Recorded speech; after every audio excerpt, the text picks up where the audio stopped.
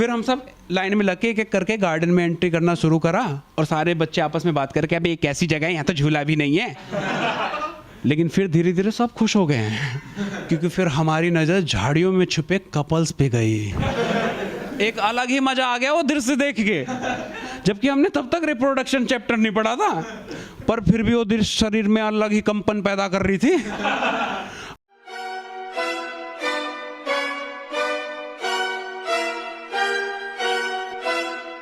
I miss school days यार, कि क्या ही कमाल के दिन होते हैं ना स्कूल के।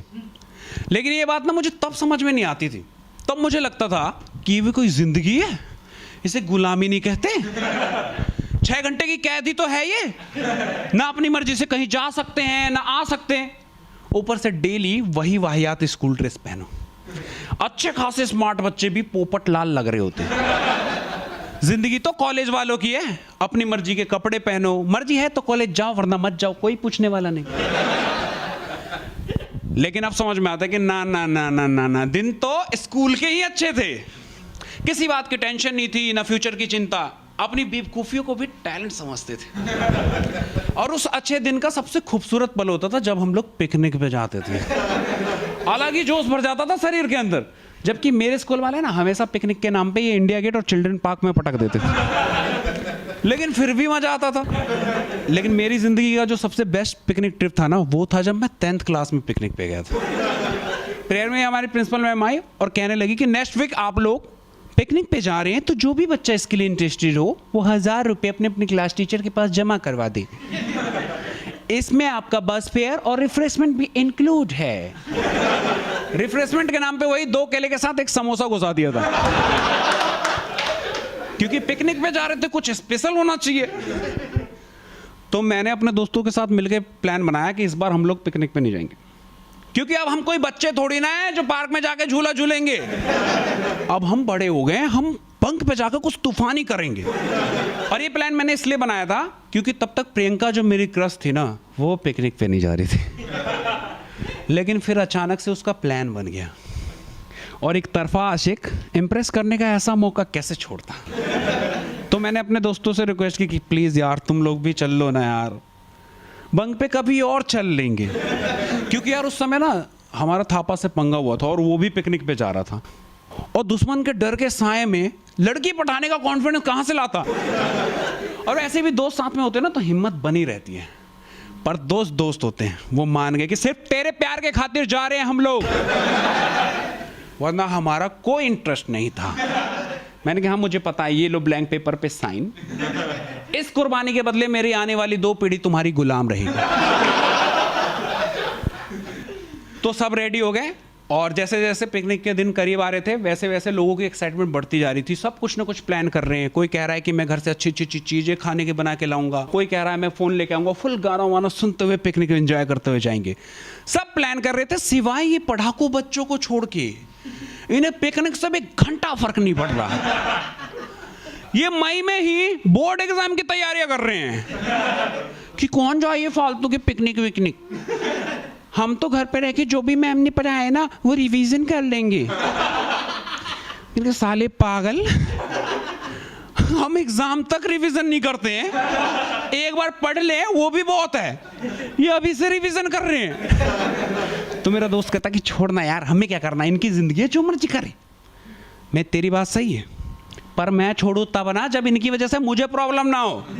हाँ यार, इन्होंने मेरी जिंदगी नर्क कर दी थी यार, क्योंकि मेरे क्लास का एक टॉपर मेरी गली में रहता था और हर वक्त तो सबको दिखा के पढ़ता रहता था। उसकी वजह से ना मेरे घर वालों ने मेरा खेलना कूदना बंद करवा दिया कि एक उसे देख क्लास में टॉप करता है, वो भी घर के सारे काम करते हुए, और एक तू आवारा। मैंने कहा मैं क्या देखूं यार, वो तो भगवान का अवतार है, कुछ इंसानों जैसी हरकतें हो तब देखो ना। 100 में से 100 नंबर आते थे उसके यार, वो भी हर सब्जेक्ट में। हम जैसे 3 बच्चे आसानी से पास हो जाए उतने में। तो वही भगवान का अवतार पिकनिक जाने से एक दिन पहले मेरी मम्मी को मिल गया, और मम्मी ने ऐसे ही पूछ लिया कि बेटा कल तो तुम लोग पिकनिक जाओगे, फुल एंजॉय करोगे। तो ये भी बोल सकता था कि नहीं आंटी मैं नहीं जाऊंगा क्योंकि मेरा इंटरेस्ट नहीं है पिकनिक में। लेकिन उसने पता है क्या बोला, उसने बोला कि आंटी जितने भी हरामी और बेकार बच्चे हैं ना वही पिकनिक पे जा रहे हैं। वो भी सिर्फ लड़की की वजह से, क्योंकि आंटी आपको तो पता ही है ना इस बार 10th है और यहीं से तो पूरा फ्यूचर डिसाइड होगा, तो कौन जाए फालतू के पिकनिक में। बस इतना काफी था मम्मी के लिए। मम्मी घर आते ही शुरू हो गई कि कहीं नहीं जाना, पिकनिक विकनिक, पढ़ना लिखना है नहीं, आवारा। अब मैंने कहा यार अचानक से मम्मी को क्या हो गया यार, और मैंने ही प्लान बनाया और मैं ही ना जाऊं तो दोस्तों जान से मार देंगे मुझे। मैंने मुझे नहीं पता, मैं तो जाऊंगा। फिर मैं कहते हाँ हाँ अब तो मुझसे ही जवान लड़ाएगा, होगी कोई लड़की जिसका चक्कर में जा रहा है, अब यही तो बचा था। मैंने यार माँ से दिल का कनेक्शन तो होता है, तो दिल की बात जान रही है। मैंने कहा जिद करके कोई फायदा नहीं, इमोशन ही काम आएगा। मैं ठीक है मम्मी आप कहती हो तो नहीं जाता, पर मेरे सारे दोस्त जा रहे थे ना इसीलिए मेरा भी जाने का मन था। बस मम्मी पिघल गई कि ठीक है चला जा, एक दिन घर पे रह के भी कौन सा तो कलेक्टर बन जाएगा। तो फाइनली अब सब कुछ सॉल्व, और पिकनिक वाले दिन सुबह सुबह मैं फुल ऑन एनर्जी के साथ होता और जल्दी से तैयार होकर स्कूल पहुंचा। तो हमारे प्रिंसिपल मैम वहाँ पहले से ही ब्रीफिंग दे रही थी सबको कि सब पिकनिक पे अपनी अपनी क्लास टीचर के साथ रहेंगे, उनको बताए बिना कोई कहीं नहीं जाएगा। अब आपके पीटीआई सर जैसे जैसे आप लोगों का नाम लेंगे वैसे वैसे आपको बस में जाना है। अब वहाँ प्रॉब्लम ये थी कि वहाँ 5 बस थी और हमें उस बस में जाना था जिसमें प्रियंका जाएगी। और ऐसे मेरा ही टारगेट नहीं था, मेरे जैसे कईयों का टारगेट था, क्योंकि तुम्हारे भाई की पसंद थी यार, कोई मामूली थोड़ी न थी, ऐसी थी कि बस तूफान ला दे। तो पीटीआई ने सब बच्चों का नाम लेना शुरू करा और ऐसे ऐसे बच्चे बस में जाने लगे। एकदम से सर ने बोला कि प्रियंका आप सेकंड बस में जाइए। ये सुनते ही मैंने कुछ नहीं देखा, सीधा बस की तरफ भागा। 40-50 बच्चे बस पे कूद पड़े, गेट पे जगह नहीं मिली तो खिड़की से कूद रहे हैं। कई की आपस में लड़ाई हो गई कि प्रियंका मेरी है तो मेरी है। टीचर और लड़कियों को समझ ही नहीं आ रहा कि अचानक से हुआ क्या। फिर पीटीआई सर चिल्लाए कि ओए जानवरों क्या ड्रामा है, मैंने सिर्फ प्रियंका बोला था ना, तो तुम सब क्यों कुत्ते की तरह इस पे चढ़ गए? तुम सबका नाम प्रियंका है क्या? इस पे सिर्फ कुछ बेवकूफ लड़कियां हंसी की पागल, क्योंकि उन्हें कुछ पता ही नहीं था। फिर एक एक करके बस से उतरने लगे और मैंने कहा यार मुश्किल लग रहा है प्रियंका के साथ जाना। तो भाटी कहता है तू टेंशन मत ले, तेरा भाई अभी जिंदा है, क्योंकि भाटी अपना फुल जुगाड़ू बंदा था यार, कोई भी नामुमकिन काम हो ना वो फिक्स कर देता था। तो पीटीआई सर के पास गया और सर से पता नहीं ऐसा क्या बोला कि सर ने हम सबको प्रियंका के बस में भेज दिया। हम भाग के प्रियंका के बस में चढ़े तो देखा वहां पहले से उसकी सीट के बगल वाली सीट पे एक मैडम बैठी हुई है। मैंने कहा सबके सब प्यार के दुश्मन। मैम कहती है व्हाट यू सेड? मैंने कहा कुछ नहीं मैम। अब मैम से क्या ही बोलते हैं।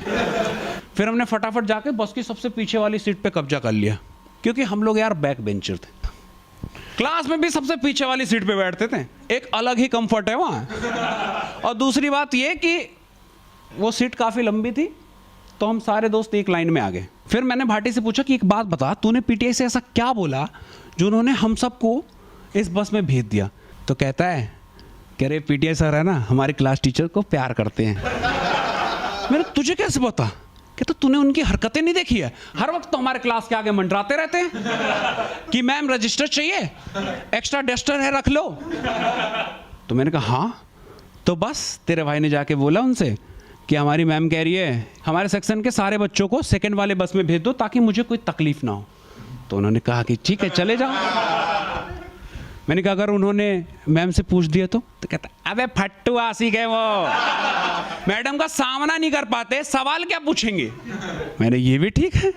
तो फाइनली हमारी बस अब चलने के लिए रेडी हुई। सबसे लास्ट में हमारी क्लास टीचर और पीटीआई सर बस में चढ़े और उनके बैठने से पहले ही बस वाले ने बस स्टार्ट कर दिया कि अचानक से मैडम डिसबैलेंस होके गिरने लगी। लेकिन पीछे हमारे आशिक पीटीआई सर खड़े थे, उन्होंने मैम को बाहों में भर के बचा लिया। ये सीन देखते हम पीछे से सीटी बजाने लगे कि अरे 12 रुपए की पेप्सी और मैडम और सर की जोड़ी लग रही है सेक्सी। अरे ठंड का मजा नहीं अकेले सोने में, बाहों में भर के ले जाओ मैडम को कोने में। मतलब रैंडम जो भी दिमाग में आया ना बोल दिया, पूरी बस हंसने लगी। अब सर और मैडम शर्मा के फटाफट अपनी सीट पे जाके बैठ गए। फिर हमारा पिकनिक का सफर शुरू हुआ और मेरे दोस्तों का टॉर्चर भी। बैठते ही कि जा बात कर उससे। मैंने कहा बे कर रहा हूं ना, पर वो कहाँ मानने वाले थे, हर 2 मिनट बाद अब कब जाएगा। फिर फाइनली दोस्तों की 200 गाली सुनने के बाद मुझ में हिम्मत आई और मैं पराठे देने के बहाने प्रियंका के पास गया और मैंने कहा एक्सक्यूज़ मी प्रियंका जी। वो एकदम से घूम के देखी और उसकी आंखों में देखते मैं सब कुछ भूल गया। कहती है यस। मैंने कि ये आटा का पराठा खा लो। वो हंसने लगी, आटा का पराठा। कि तभी एक साला हरामी मुझे देख के पिज्जा लेके आ गया कि प्रियंका जी आपके लिए। अब पिज्जा के आगे पराठा कौन खाता है। मैं शर्मिंदा होके वापस आया, पर मेरे दोस्तों ने उस पिज्जा बॉय को पकड़ा और सीट के नीचे दबा के कुत्ते की तरह पीट दिया कि साले तू भाभी को पिज्जा खिलाएगा, हमारे भाई ने आज तक नहीं खिलाया, तू खिलाएगा, इतना बड़ा हो गया तू। लेकिन फिर मेरी हिम्मत नहीं हुई दोबारा बस में उससे बात करने की। मैंने कहा जो होगा ना पिकनिक स्पॉट पे ही होगा। तो फाइनली हम लोग पिकनिक स्पॉट पे पहुंचे और ये लोग हमें लोधी गार्डन लेके आए थे। अब जिन लोगों को लोधी गार्डन के बारे में नहीं पता, मैं उन लोगों को बता देता हूँ कि ओयो आने से पहले ना दिल्ली के कपल्स का ओयो यही था। ये किसी भी एंगल से स्कूल के बच्चों को पिकनिक पे ले जाने वाली जगह तो नहीं थी। और हमने सर से बोला था कि सर बड़े बच्चों वाले जगह ले जाना, जिससे हमारा मतलब था कि वाटर पार्क या अम्यूजमेंट पार्क ले जाना। ये हम ऐसी जगह ले जाएंगे हमने नहीं सोचा था। फिर हम सब लाइन में लग के एक एक करके गार्डन में एंट्री करना शुरू करा और सारे बच्चे आपस में बात करके अबे एक ऐसी जगह है यहाँ तो झूला भी नहीं है। लेकिन फिर धीरे धीरे सब खुश हो गए हैं क्योंकि फिर हमारी नजर झाड़ियों में छुपे कपल्स पे गई। एक अलग ही मजा आ गया वो दृश्य देख के, जबकि हमने तब तक रिप्रोडक्शन चैप्टर नहीं पढ़ा था, पर फिर भी वो दृश्य शरीर में अलग ही कंपन पैदा कर रही थी। हम आंखों को जूम कर करके झाड़ियों के बीच में देख रहे कि चल क्या रहा है। कि तभी पीछे से मैम आई कि बेटा उधर मत देखो, चलो इधर आके खेलो। तो हमने नादान बच्चों की तरह उनसे सवाल कर दिया कि मैम ये दीदी और भैया ऐसे आपस में क्यों चिपके हुए हैं। अब उनके पास कोई जवाब ही नहीं, क्या ही बोलते हैं, वो चले गए। फिर तो हम बार बार जाते मैम के पास कि मैम बताइए ना ये दीदी और भैया ऐसे क्यों चिपके हुए हैं। अब वो परेशान हो गए। अब उन्होंने आपस में मीटिंग जमा ली कि यार क्या करिए, बच्चे तो परेशान कर रहे, बार बार पूछ रहे क्या बोले। तो हमें चूतिया बनाने की जिम्मेदारी उठाई हमारी एसएसटी वाली मैम ने कि फुद्दू बच्चे हैं, कुछ भी बोल के बेवकूफ़ बना दूंगी। तो कहती है कि बच्चों इधर आओ। हम सब भाग के गए तो मैम कहती है कि देखो बेटा आप लोग ना इन लोगों को डिस्टर्ब करोगे ना इनकी तरफ देखोगे। तो हमने कि क्यों मैम। तो कहते क्योंकि ये इनका आंदोलन चल रहा है। इस पे मैंने कि मैम ये कैसा आंदोलन है।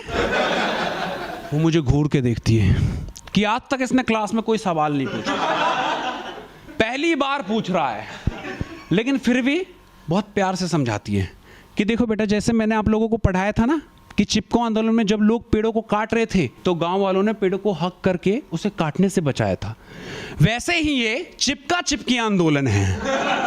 इसमें लड़के लड़की से चिपक के लड़की बचाने का संदेश दे रहे हैं। हम फुद्दू बच्चे कुछ भी नहीं समझे, एकदम से चिल्लाना शुरू कर दिया कि लड़की तुम्हारे जान खतरे में है, फटाफट भाग के किसी लड़के से चिपक जाओ। सारी लड़कियां ऐसी देख रही है कि फुद्दू पागल कुछ भी फालतूगिरी करता रहता है, मजाक में ले रही। लेकिन फिर मुझे मेरे पीटीआई सर और मेरी क्लास टीचर साथ में घूमते हुए नजर आए। मैंने एकदम से चिल्लाया कि सर आपको नहीं पता चिपका चिपके आंदोलन चल रहा है, मैम को गले लगाओ वरना कोई मार देगा मैम को। और सर को पता था कि ये फालतू की बातें हैं, लेकिन आशिक को तो मौका चाहिए था। उन्हें तुरंत ही मैम को गले लगा लिया और मैम भी प्यार करती थी सर से, वो भी ना नहीं कह पाई, उनका मोमेंट बन रहा था वो। पर उन्हें देख के बाकी लड़कियां डर गई कि ये तो सच बोल रहा था। अब वो खुद ही भाग भाग के लड़कों के पास जा रही, प्लीज यार मुझे गले लगा ले। और मैं प्रियंका को ढूंढने लगा कि कहीं कोई और ना गले लगा ले उसे। लेकिन मेरे दोस्तों ने जो पिज्जा बॉय की मार लगाई थी ना, ये बात हर जगह फैल गई। अब कोई भी उसके पास ही नहीं जा रहा था, वो तालाब के किनारे अकेले खड़ी थी। मैं भाग के गया और उसे गले लगा लिया कि मैं तुम्हें मरने नहीं दूंगा। वो भी डर के मुझसे गले लपेट जाती है। पूरा माहौल बन गया था वहाँ। और ऑफ कोर्स लड़कियों के मुकाबले ना लड़के ज़्यादा गए थे पिकनिक पे, तो जो लड़के अकेले रह गए वो ये आंदोलन संभालने लगे। जो भी नया बंदा आए गार्डन में उसको ये आंदोलन की बता दें, वो आपस में चिपक जाए। एज ए फ्रेंड भी जो आ रहे हैं वो कपल बन के गए थे उस दिन। और पहले हम लोग कपल्स को देख रहे थे, अब कपल सब कुछ छोड़ के हमें देख रहे कि कौन सा मॉडर्न स्कूल है जो टीचर से लेके बच्चे तक सब लगे हुए हैं खुलेआम। फिर हमारी हिस्ट्री वाली मैम आती है, क्यों है, क्या ड्रामा है ये, मैंने झूठ बोला था और तुम लोग शुरू हो गए, ये क्या सब है। वो हटाने लगती कि चलो हटो, कुछ भी नहीं है ऐसा आंदोलन। लेकिन अब फायदा ही क्या था, इतनी देर में तो कईयों के दिल के तार जुड़ चुके थे।